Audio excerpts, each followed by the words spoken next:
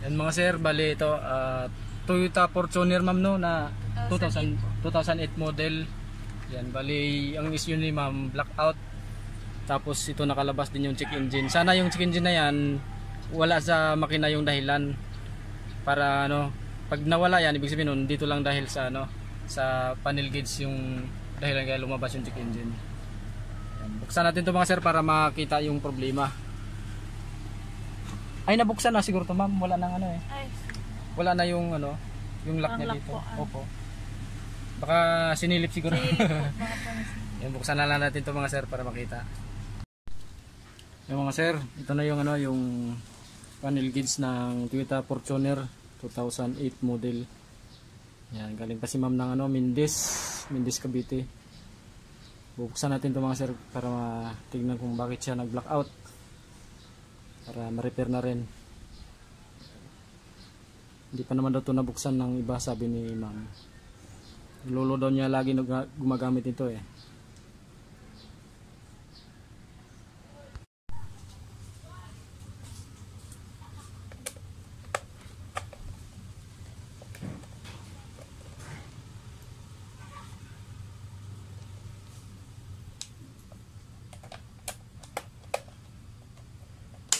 Sana maayos natin ito mga sir.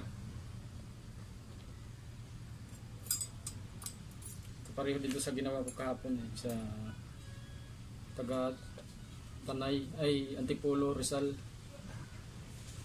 blackout din, pero ano yan 2006 model.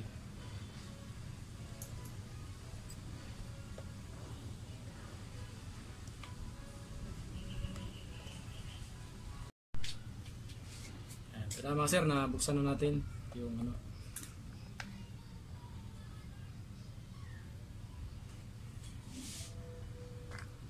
May papalitan lang tayong pisa dito.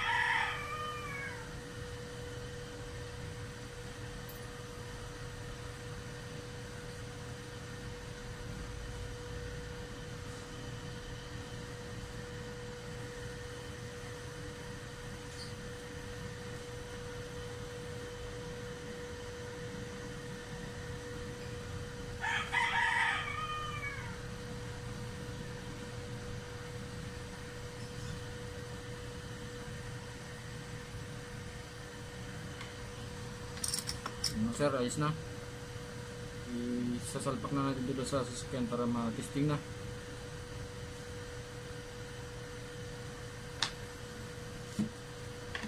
Naman sir, bago na lahat ng kapasitor.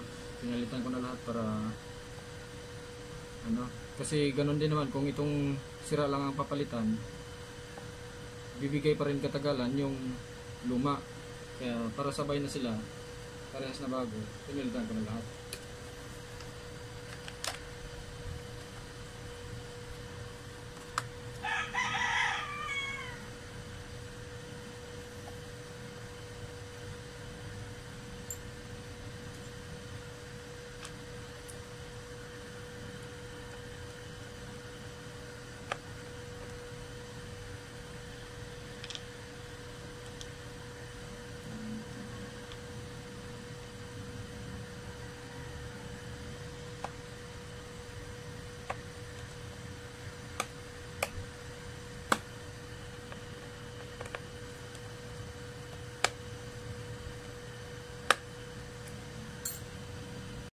Ito na mga sir, yung panel gauge ng Toyota Fortuner galing Mindis. Yan, yung blackout issue. Ito na siya mga sir, testing natin.